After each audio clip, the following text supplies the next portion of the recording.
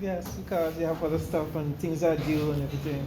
Yeah, but I'm saying to the class, tell your friends, tell your classmates, do not take this course lightly.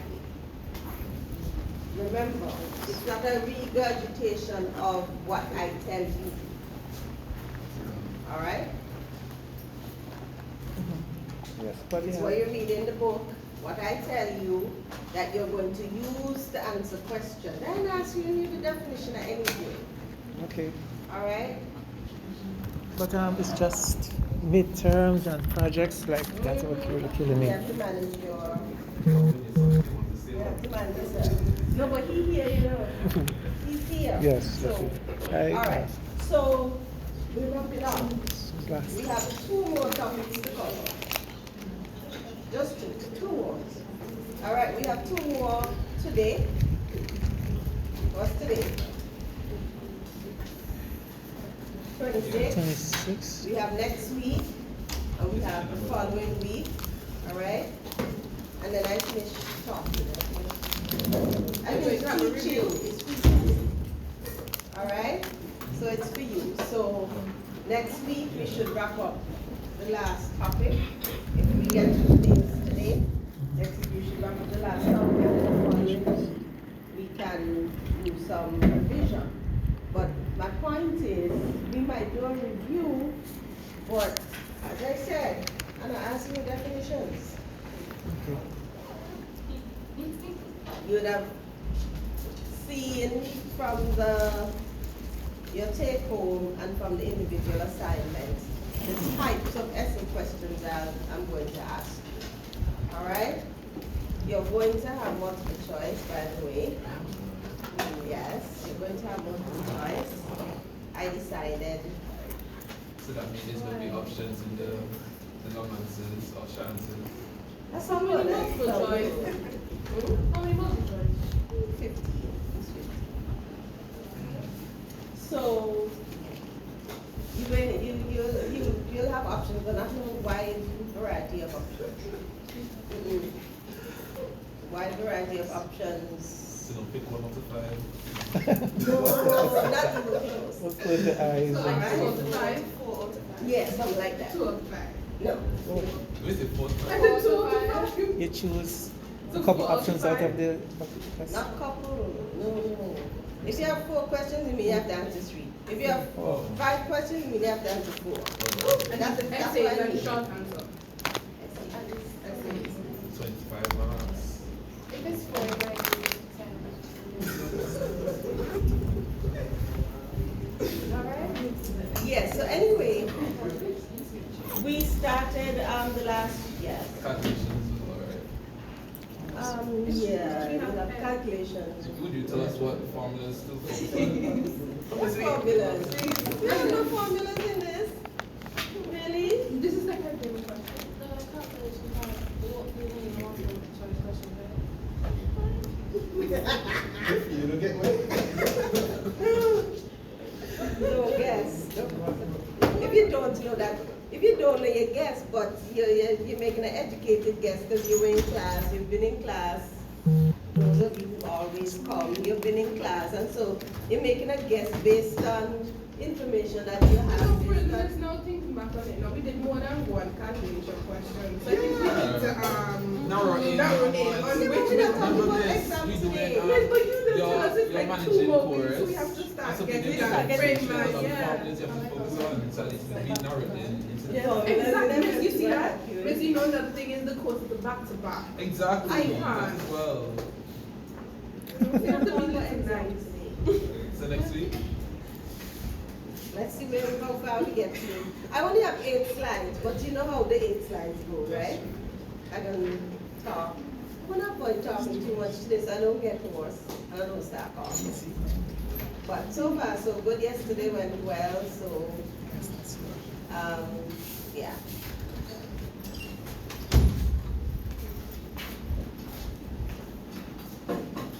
Don't look so Samantha, not that bad. All right, so the last 2 weeks, we focused on 3 weeks. We focused on the international bond market, international stock market, and the derivative market. I gave you some homework questions to do. Y'all did them? They're in the portal. They're in Moodle. Y'all did them? You didn't even do them. You didn't even beg Miss Brown to go over them in tutorial with you. The 6 questions. The 6 one. Yeah, we did that. Oh, okay. I know Maybe we Miss did Brown. that. Darwin. Sorry. Things rough. Yes, things really rough. I don't even know what. I don't think Mrs. Brown Joseph would appreciate you not remembering you did some work with her. Yes, I remember doing them now. All right, so You think it's really rough to tell you. if you look if you check the book, you'll notice that the topic that we're doing today actually comes before those topics, right?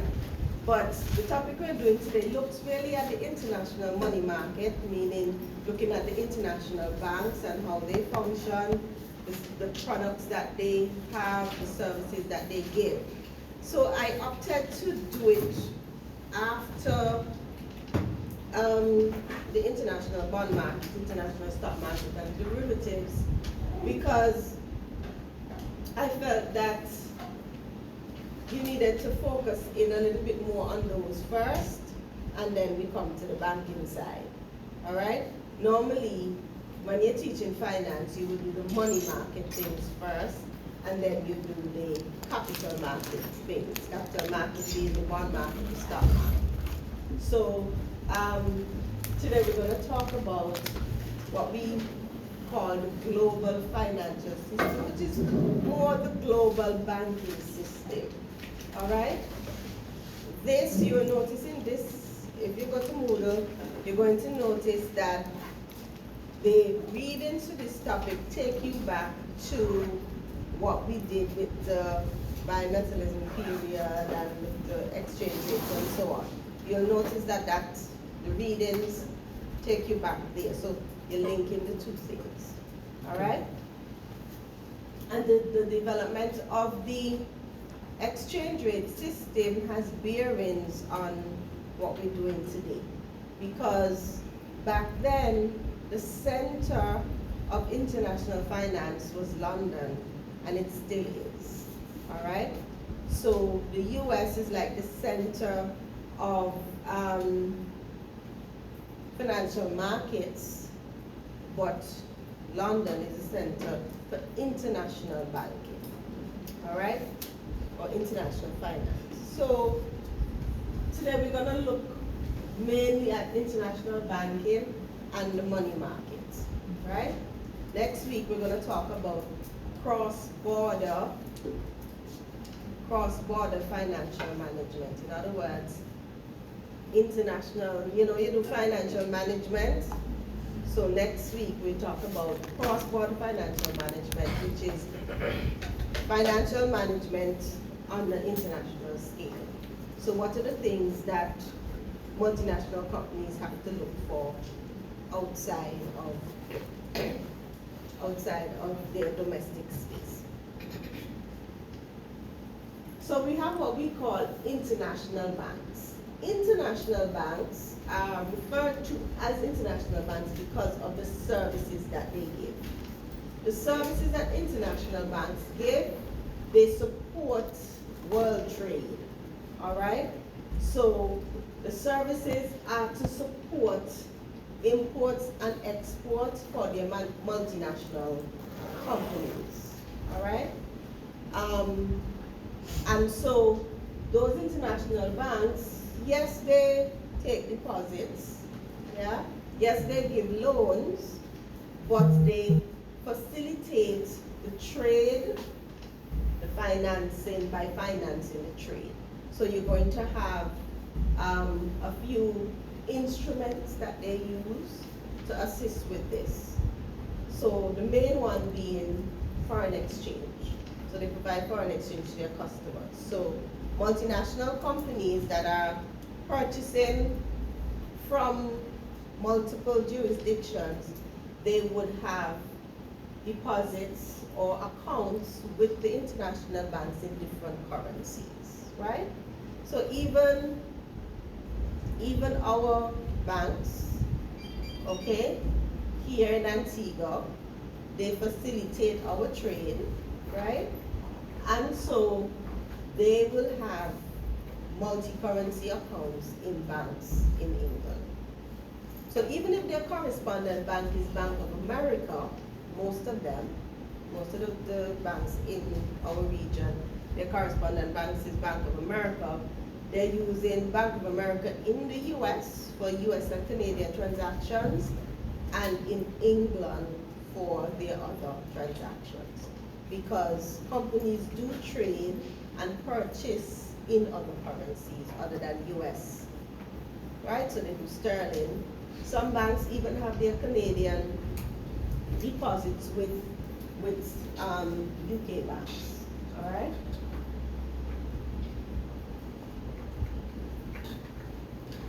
So they provide those foreign exchange services. They provide hedging services. What are the hedging services that multinational companies use? Huh? Options. What else? Swaps. Huh? Swaps, yes. What else?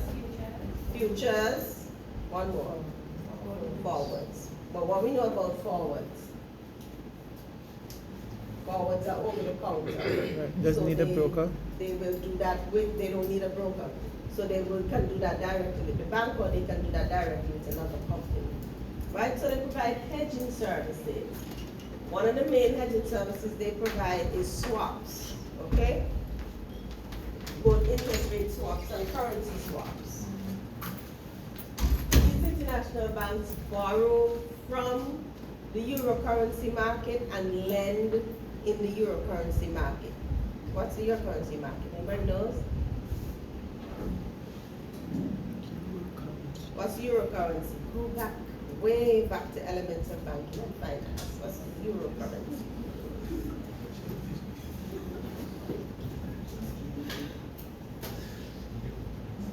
That's homework.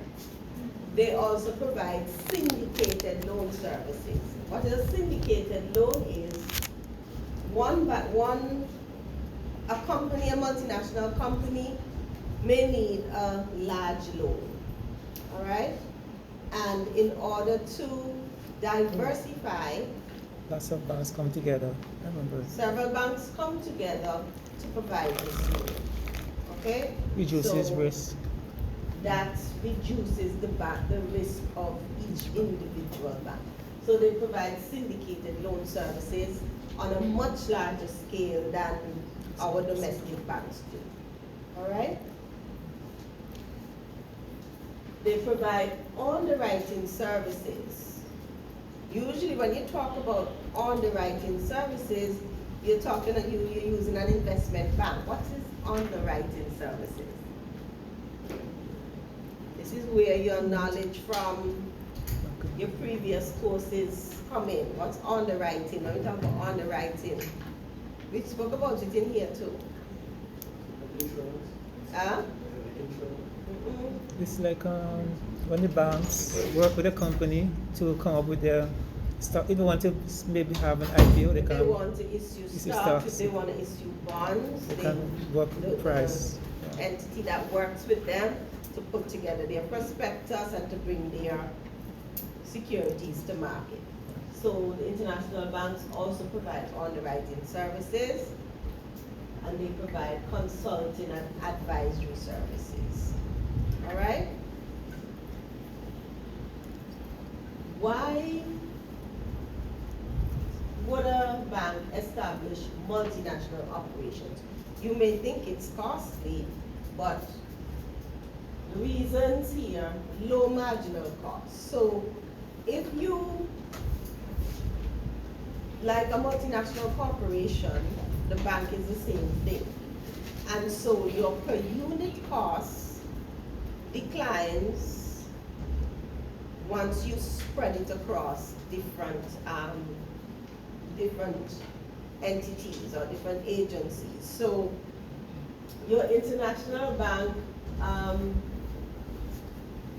Barclays Bank is an international bank, it still exists. So Barclays Bank around the world, they would utilize the expertise from one area in their bank to cover all of their branches. So it reduces their marginal cost. So the cost of their systems that's spread across all of their agencies or their branches, if you want to call it that, and so that helps to reduce that cost. Then you have knowledge advantage. So you have people that are knowledgeable in different jurisdictions, okay? So it gives them that opportunity to be able to serve multiple customers, all right, with a core group of staff. Then of course you have home country information services. So Bank of America has a branch in London, and Bank of America, US, Bank of America, London can share information, all right, on the US. So Bank of America, London has a customer in Europe or in London, all right, a multinational in London. They have to do business in the US. So they already have that information they can gather from their Bank of America in the US, okay? Prestige is one of the reasons, all right? We'll talk a little bit about the prestige. Then you have regulation advantage. What in the international financial system, the regulation tends to be a little bit more laxed or relaxed than in individual countries. So international banks are not as heavily regulated as domestic banks, right? However, they still utilize all of the tenets of the Basel Accords. So because it was these same international banks that came together to do Basel I, Basel II, Basel III. All right, those same international banks that came together to do that because they recognized that their operations were being affected by world financial crisis. Okay, and so they came together to do those. Then you have wholesale defensive strategy. What was that? What do you think that is? Those of you in 3076, when you talk about wholesale banking and retail banking, what's that? Y'all remember? Most of you are in 3076 or 2005, or at least one person 2005. Wholesale banking refers mostly to what?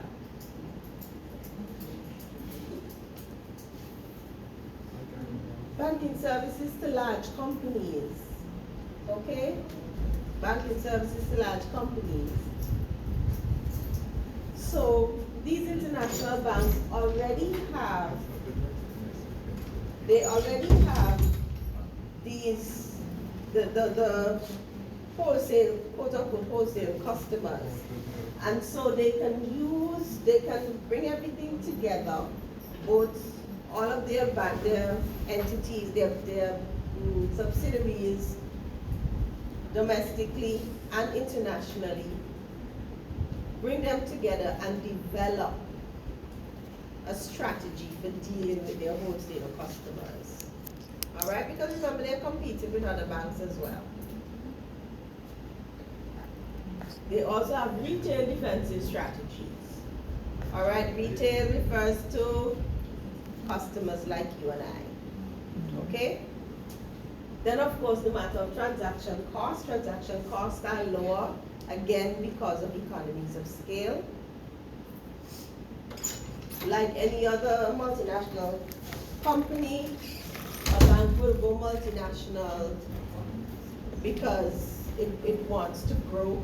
The company wants to grow, so it expands. And then risk reduction. So you're not concentrating all of your business in one country. you have business in other countries. So when one country's economy not doing so well, you can get some benefits from another economy. Okay? All right. So that would be the reasons why banks set up international or multi-country services.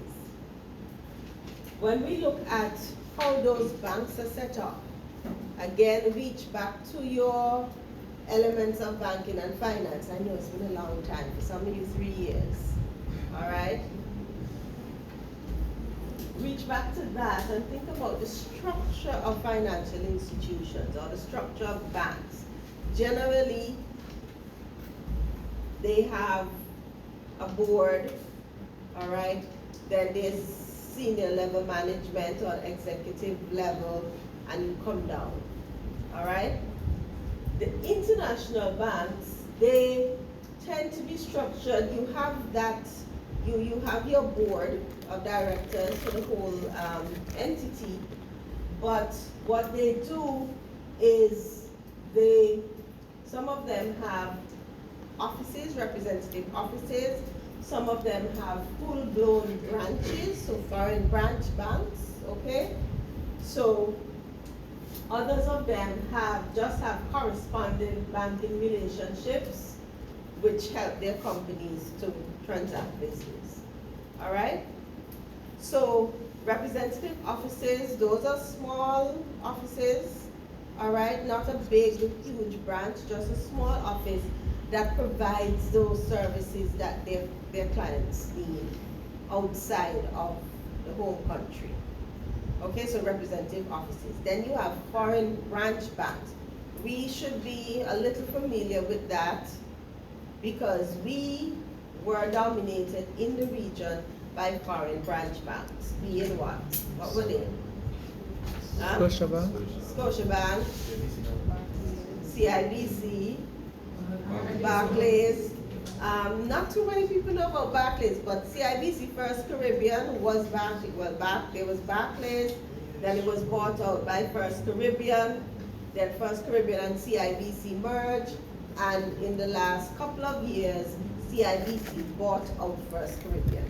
So if you drive up Old Palm Road now, you'll notice the sign only says CIBC. We still say First Caribbean, but the sign only says CIBC. All right? So the foreign branch bank, local bank, but it is part of the banking system where that branch is, and it's also legally part of the parent bank. So it's a part of the parent bank, it's owned by the parent bank, but it's regulated by in-country, by the regulator in-country, but they are also required to follow regulations from their parent company. Because remember the parent company is being regulated by a regulator in their home country. And so their subsidiaries have to follow certain rules because they have to do what with their finances at the end of the year? Consolidate. All right? Okay. You good?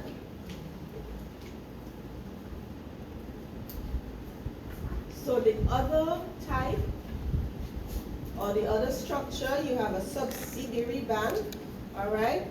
So the subsidiary bank is owned by the parent bank, but is locally incorporated, okay? Owned by the parent bank, but locally incorporated. Okay. So that's a subsidiary, okay? Then you have an affiliate bank, which is partly owned but not controlled by the foreign parent. So the foreign parent has shares in it. Okay? An affiliate bank, not fully owned, but so it's partially owned, but it's not controlled by the parent bank. So it will have its own board of directors. Okay? It does not have a large enough stake, like is No, it it doesn't have a 50% large enough stake to be control? the parent bank. Right. Okay? Then you have a unique situation in the United States where you have what you call Edge Act banks. Okay? Those banks were set up using what they call the Edge Act. Alright? So they are US federally chartered subsidiaries of US banks. They are located in the US, but they are allowed to do international banking activities. So it's not offshore. They are chartered subsidiaries of a US bank. They're located in the US, but they can do international transactions. All right? I leave you to read the EDGE Act. That's in Elements of Banking and Finance. We're not going back there. All right? But you need to still recall and understand. So you just go and read the chapter. Then you have something that we may be more familiar with, offshore banking centers. Okay? So all formats of international banking, offshore banking centers. So in Antigua and Barbuda, in most of the Caribbean islands, we have a domestic banking system, but we allow what we refer to as offshore banks to operate. The offshore banks, their clients are not resident in the country in which they're located. All right, so they're allowed, the offshore banks are allowed to accept deposits from persons outside. All right, so that's outside of the domestic system. In most countries though, the legislation of the country allows them to do business with the government. So just with the government, no other customer in country. So all of their customers except for the government are from outside. Now if you would have done regulation with Dr. Ash, right? Most of you? Most, not all. In that course with the regulations, you would have learned about offshore banking, how offshore banks are regulated. All right. We once had a thriving offshore banking industry. We had a lot of offshore banks in the early 90s coming up there, and then the rest of the world decided that we were making too much money. Their citizens were hiding their monies in our offshore banks, and so they weren't paying taxes, and that morphed into money laundering. All right, proceeds of crime. So over time, it has changed. So one was them not paying taxes, and now it's about money laundering, and after 9/11, terrorist financing. All right. So we in outside of the developed world, we also have to regulate and make sure that our laws are in keeping with what they're looking for outside. And so with the tightening of those regulations, the offshore banking sectors are not as vibrant as they used to be. One of the biggest offshore banking centers in the world is where? No, Barbados. What's the question? One of the biggest offshore banking. Cayman, Bahamas, no, there's bigger than that. Switzerland. All right? But yes, within the Caribbean, Cayman, the Bahamas, and even the BVI, yes, we were quite big at once as well, but that doesn't have, we do still have, we have a couple, but most of them were closed down. So offshore banks, they tend to operate as branches or subsidiaries of a parent bank, but there are some standalone ones, okay? Then you have what we call international banking facilities, which is US chartered banks having that should be offshore activities. Not offshore, offshore. All right. So let's take a step back. Let's do a little bit of a recap. All right.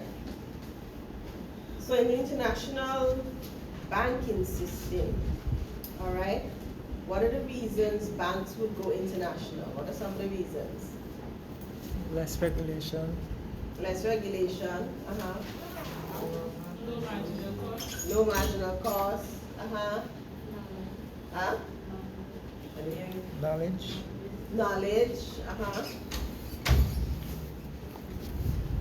Growth. That's like the most obvious one.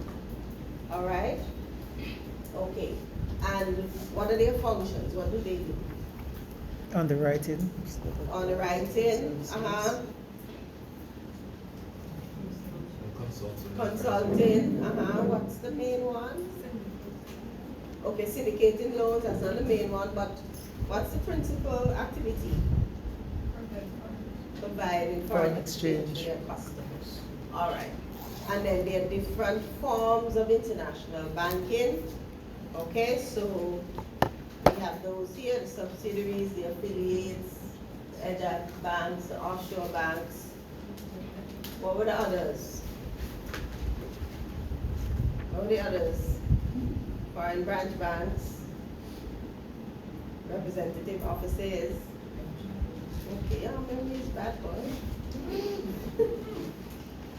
All right, some of you still have to sleep, maybe, or you're focused elsewhere. You're focused on that next midterm or that next paper Project. you have to prepare.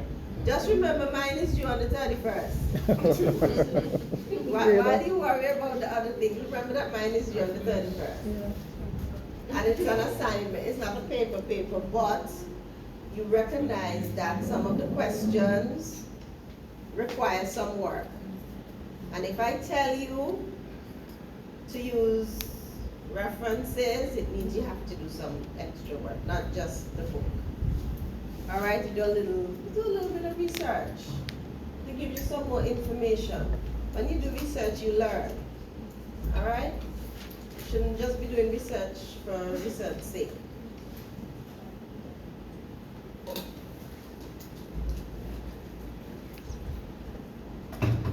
And before I move on to regulation, I'm stopping to bug y'all. How many of you are graduating? Or expect to graduate after the summer? Put up your hands high. Yeah. Okay, good. So, how many of you finishing after this semester? You don't have to do summer. Oh, wonderful. Bless you. Oh, it's a lot of you, man. Okay, good. So, all right. You should have seen it by now. It's been advertised, I don't know. April 17th, we have a job fair here on campus. April 17th is a Thursday, it's Holy Thursday. I know y'all don't like to come down here on a Thursday. That's But the one day I please, can't come now. it is to your benefit. The job fair is to your benefit. All right? We have the accounting firms, we have the banks, we have insurance companies. I know last year we had Epicurean, we had a range of companies last year, and the plan is to have more this year. We have graduates who have been employed, especially by the accounting firms. We have some that went to banks, all right? Yeah, I know one. So please, we have several that went to banks last year. All right? People at ACP, people at ECAB. As a matter of fact, ECAB probably hired about 4 or 5. All right, maybe more. Okay, so please, Thursday, 17th April. We're starting, I believe it starts at by, I I don't remember the time, I have to get the time for you, but it's not in the group chat yet? No. No. No? Okay, I need to talk with Ms. Gardner and see what's going on there, huh? Professional attire. Business attire. You have to ask the Business question. attire does not include jeans, it does not include skinny pants, it does not include low-cut macaroni straps unless you have on a jacket. It don't include strapless, it doesn't include your midriff out, it doesn't include sagging pants down here, Okay. it includes proper shoes, women, ladies, closed shoes. All right? Closed shoes. You may not own any closed shoes, but don't come in red and pink and purple and strap up and you can fall down. No. All right? What's wrong with red? If you're going to do the nails should not be, Wow. ladies, the nails should not be pretty and have on the, I call them the attachments that hook up in your hair. I have daughters, your age, I have daughters, so I know your makeup is to be understated. All right? Work on your resumes, come with your resumes. Okay? Come with your CVs. They will sit you down and have a conversation with you. Especially the accounting firms for the accounting and finance majors. All right? Making sure you're behind there laughing. You know what you have to do, right? You know how you have to dress. Okay. Okay, so please, April 17th, all right? You don't have to wear stockings. But make sure your feet not ashy. Young men, shoes and socks, and please, this is me, right? This is not the people in the company. Don't wear no ankle socks. You're supposed to be able to see your socks. Okay. I would wear white though.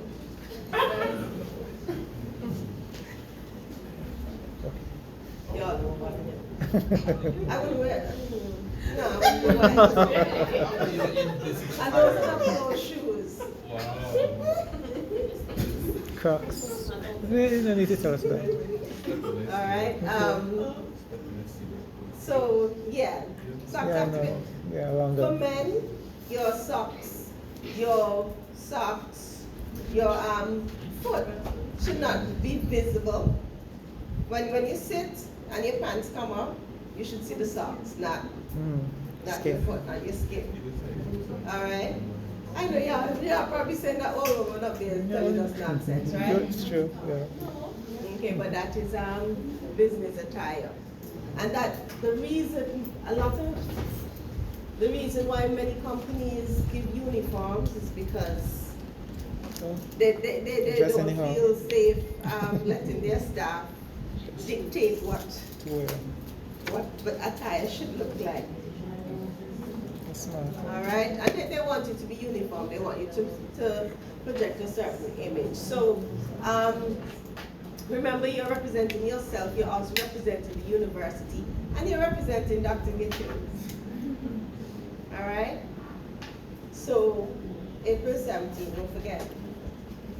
I know you don't like to come here on a Thursday, No, I but can't. that Thursday, come down, please. Men, women, make sure your hair is neat. Guys, those of you who have your hair braided, that's fine. Just make sure you get it. Make sure you get it done the day before.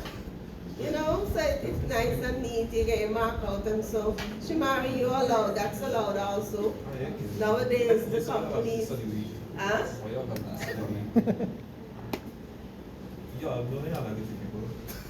Because it's just one day. It's one day, and Mr. Susan in the email, I don't know. I'll check with student. or even in the group, because. I'm not sure. I'm advertising it because I know it's happening. And I heard Mr. Maloney talk about it on University Hour on Monday on Point FM. You're probably in class, right? So I know it's happening for sure. All right. Last year was good. This year promises to have even more businesses.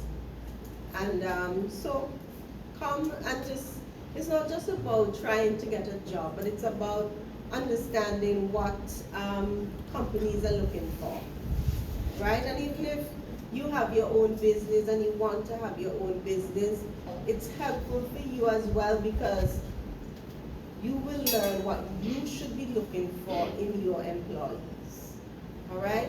There may be some of you who have your own business, and if it's doing, once it picks up and is doing well, you're gonna have to employ people and you want to know what the standards are. I know many businesses now, you may not need to dress up, all right? But you still have to present yourself well. And so this is just an opportunity to do that, all right? You may not have business clothes yet, but try to work on something for this occasion. All right? Okay. So I can continue now. You're probably saying, yeah, you need to continue and stop working us. All right, and remember the CVs, okay? I don't know, the guild, last year the guild had a session. Did they have one this year? On resume writing? Okay. So get your CVs together, all right? It may just talk about school, maybe you haven't worked, but anything that you, any volunteer service you did, social clubs and that sort of thing, all of that comes on your CV as well. If you did any online short courses, anything like that, that goes on it. All right? Okay, so we're talking about regulation. Regulation for international banks. As I said, all banks, no matter international, domestic, they are going to be concerned about safety of deposits. And they're concerned about safety of deposits for a number of reasons. They need to maintain a good reputation. And so they are going to want to ensure that their deposits are safe. All right? They want to continue to attract customers, so they have to have a good track record. They want to make sure that they remain solvent. All right? That they continue to exist, they are well capitalized, and that keeping the deposits safe means that they will continue to exist and grow. Okay? And so, in terms of regulation, the Bank for International Settlement would issue regulations for international banks. The Bank for International Settlement is the central bank for clearing other central bank transactions, all right, along with some of the large international banks. So, you know, central banks are the main banks, are the banks in countries that do what? What do central banks do? Monetary policy, what else? Interest, adjust interest rates. Monetary policy. Okay. What else was the other main function? They regulate, lender of last resort, they regulate banks and other financial deposit-taking institutions, right? And they do transactions on behalf of commercial banks and on behalf of governments. And so the Bank for International Settlement is the bank that does the clearing for some central bank transactions, okay? The Bank for International Settlement is like the center of banking, both commercial and central banking. And so the Bank for International Settlement would have established a framework for measuring capital adequacy for banks in the group of 10 countries and Luxembourg. Now, all of the international banks would have come together to, along with the Bank for International Settlement, to establish that framework, okay? In 1988, through the Basel Accord, I put this cramping, sorry if I,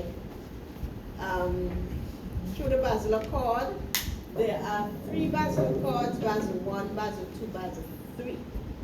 And Basel I came about, the first one, 1988, they were concerned about capital adequacy. And then we had the crisis in 2008, 2009. And then we had a later financial crisis. This is why you go back to, I believe it's chapter 3 or 4, where it talks about the financial crisis, the peso crisis, the Asian crisis. And this chapter on this also talks about that. I believe in my book, it's chapter 11. I think it's chapter 11, it's the same in the version that you have as well. All right? Now, international, because of globalization, because of international banking, the different financial crises and economic crises affect banking. And so, hence the reason they needed Basel I, Basel II, Basel III. All right? We won't go into a lot of detail on it, but you need to know what they're all about. Okay? For another course, you need to know a little bit more than this course, but for this one, you don't need to know a whole lot. Now, when we talk about international banking, we look at the international money markets, all right? Because generally that's what international banks are involved in. Though they also do the underwriting and they get themselves involved with companies that are trading and so on.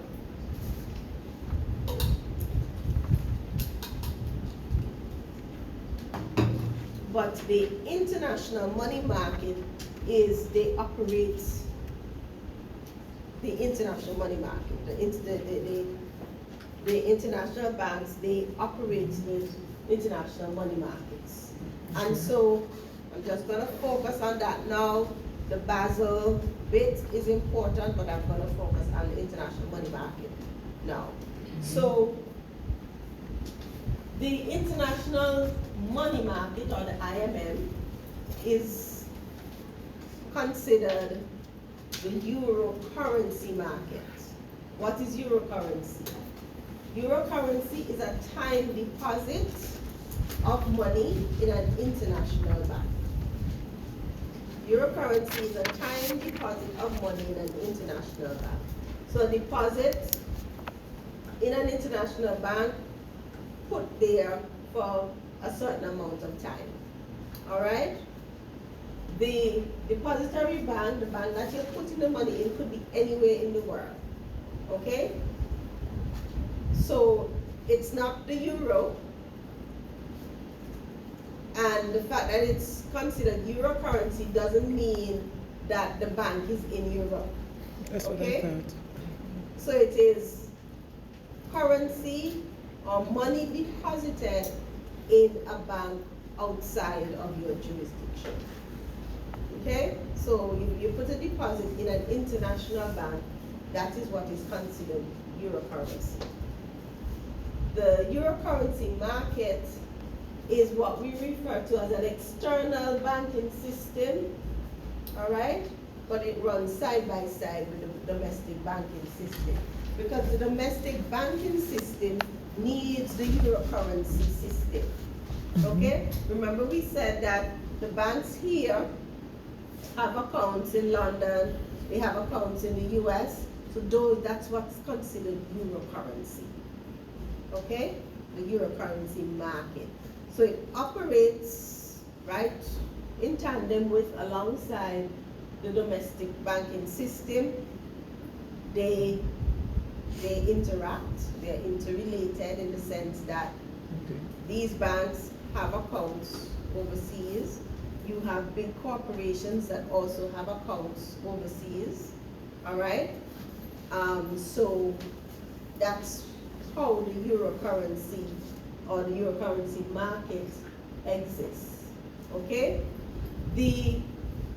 It's an interbank system, right? Remember I said our banks have accounts outside, so it's an interbank system, or what we call a wholesale system, meaning the large banks interacting with each other.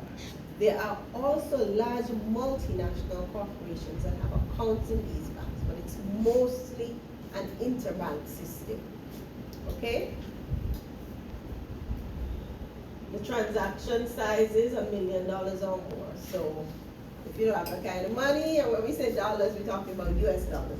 In this quarter, we talk about dollars, it's US dollars, okay? So the transactions are between banks with transaction values or sizes of $1 million or more. And like I said earlier, historically London has been the center of the euro currency financial market. So most of the international banks have a presence in London, all right? And so the London Interbank offered rates is a very popular metric or benchmark for interest rates. So when you hear about LIBOR, all right, that is the London Interbank offer rate. Now, there's also Euribor, so it's the US Interbank offering rate. The SIBOR, the Euribor is European. You have the US LIBOR, all right? And that's the rate that the banks do business offer each other. Okay, so everything in the international banking system is based off LIBOR.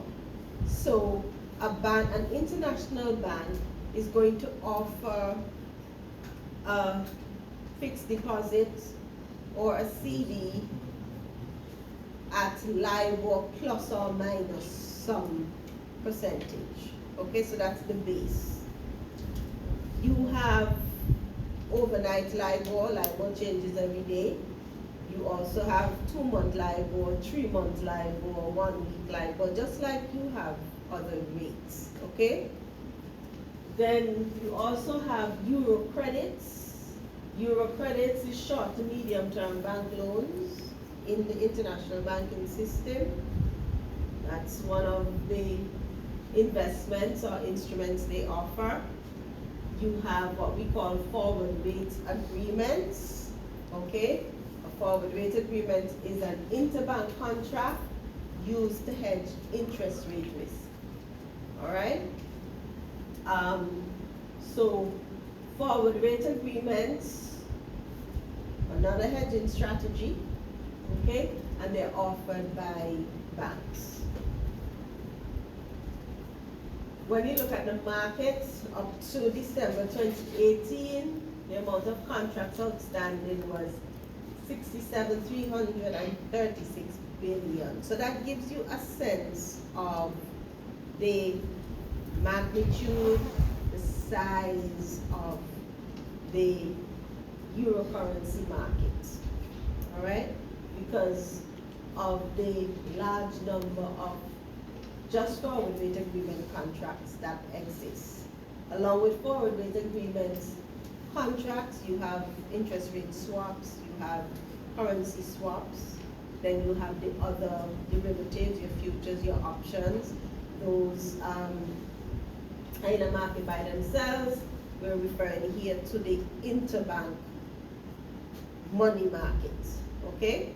So that's why we're referring to the euro credits and the forward rate agreements, because those are money market instruments.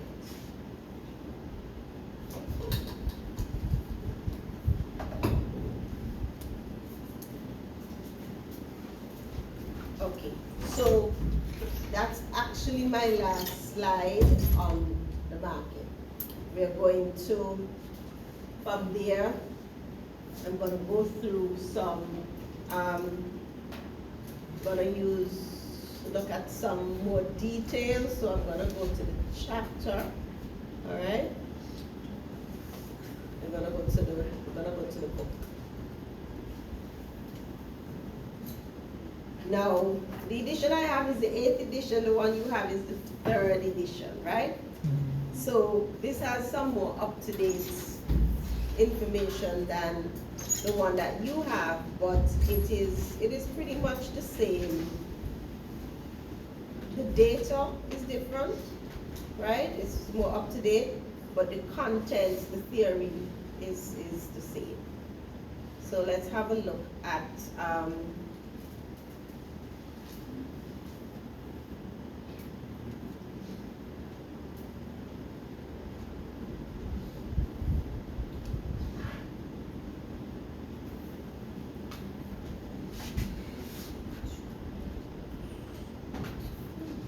let's see what that gets me.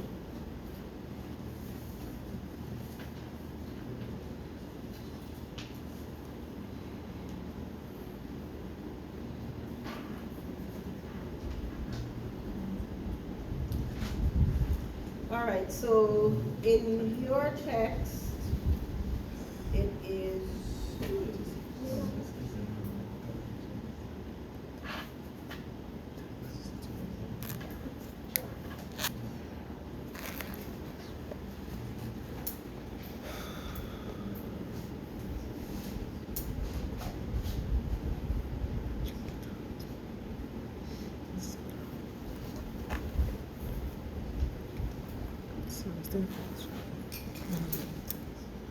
in your text, it seems to be a different chapter, it's not 11. For the international banking and money market one, it's chapter 6.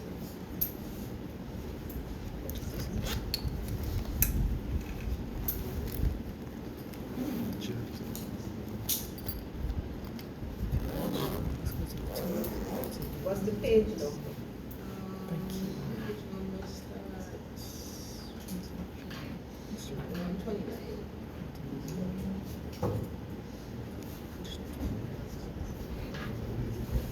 Textbook.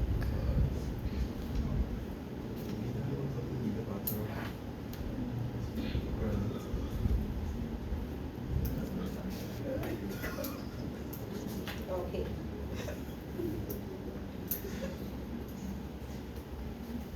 Okay, so I just want to have a look at, just to give you an idea, okay? We're going to, first, I want us to look at the, let me just check something there. Okay, so we're gonna do a little comparison, and this is why updated information is so important, right? Now,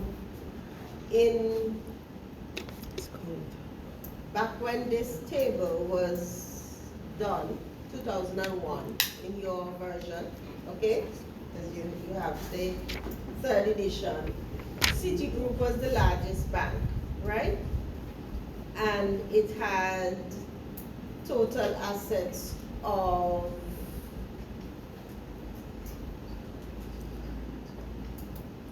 1,051,450 million in assets.